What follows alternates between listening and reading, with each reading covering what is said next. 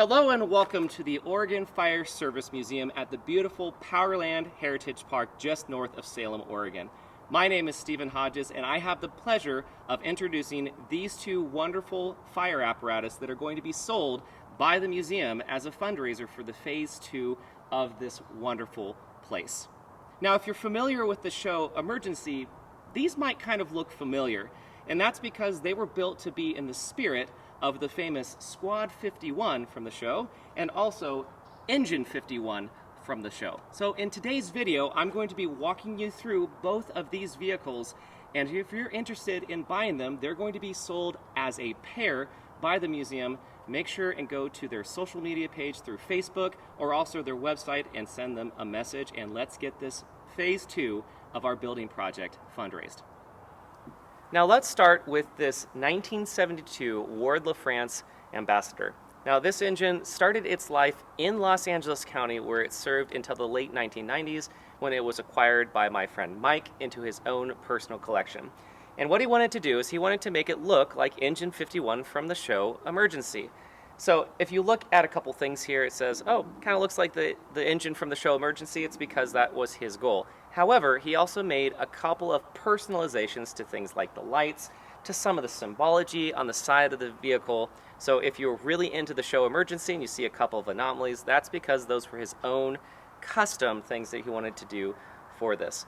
This spent most of its life in the early 2000s as a part of a nonprofit that was raising awareness for burn victims, and so went to a lot of different car shows and community events until about 5 years ago when it sat mostly idle in a barn. And that's when I started working at it, and that's when we got it into roadworthy condition.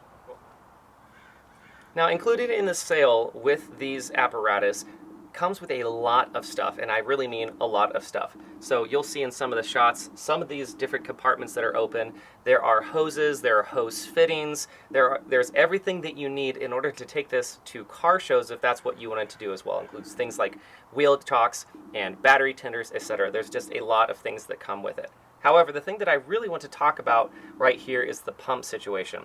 When it was retired and when Mike first got this apparatus, he did test the pump and he said that it did work. However, that was more than 20 years ago when this pump was last used. He said that there was a seal that needed to be replaced, and unfortunately I don't know which seal that is. However, they did function. So as a part of the sale is the understanding is the pump, it probably works, but it's your own due diligence to get it back into operating condition.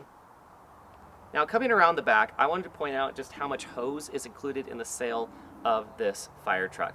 Now, Mike collected not only both of these fire apparatus, but also lots of accessories, and those accessories are included in the sale. So if you are looking to have your own fire truck collection, this is a great start to them. And again, both of these are going to be sold together as a package. And again, more accessories back here. There's a gigantic cutter. Moving along the side here includes things like picks and ladders. And over here, it's one of my favorite things about this fire truck, these wonderful jump seats, and both of them are in really good condition.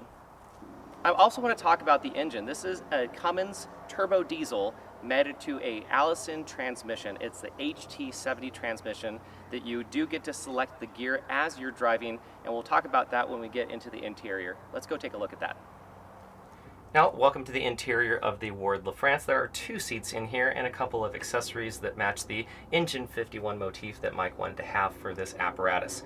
Starting over here, you have the Allison transmission range selector that has 1, 2, 3, 4, 3, 5, and 3, 6. And of course, there's neutral gear as well, and all of your air controls. All of your pump controls are right here, and again, we haven't tested any of those controls, but they should work for things that are connected with that, your PTO, etc.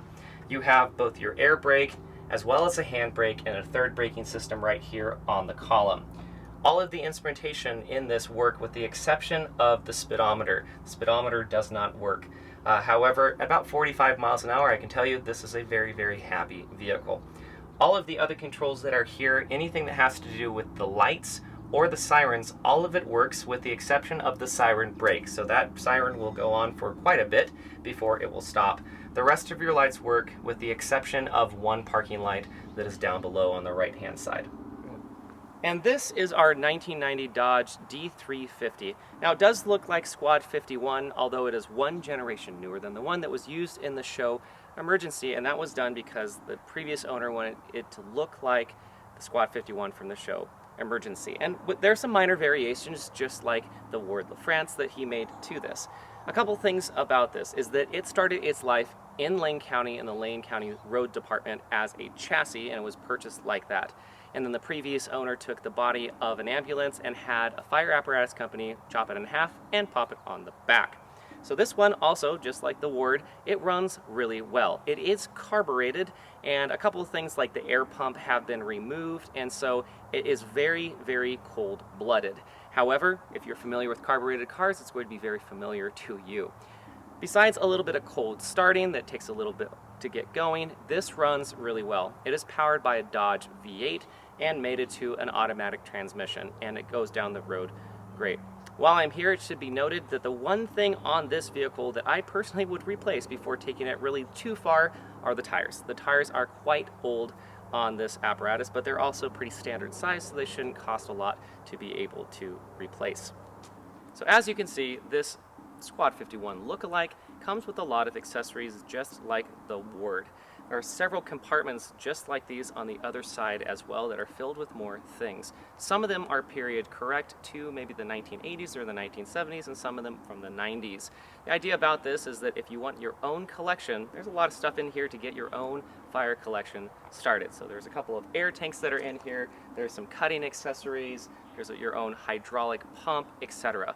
All of this could be yours, and remember, these are getting sold together, so between the Ward, the Dodge, and all of the accessories that come with it, it's a great start to your very own collection. Inside of the interior, there are more accessories, of course. There's a custom center console that was made here by Mike for his own doing, and so of course that's not period correct. So the radios here, all of them do work, and the siren, the horn, and the lights, all of that works as well, and they're really, really cool. We'll show you that in just a second.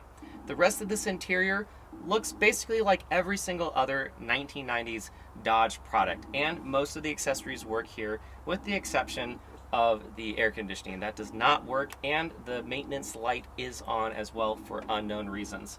Unfortunately, the speedometer also doesn't work. However, everything else does, and this runs and drives really well.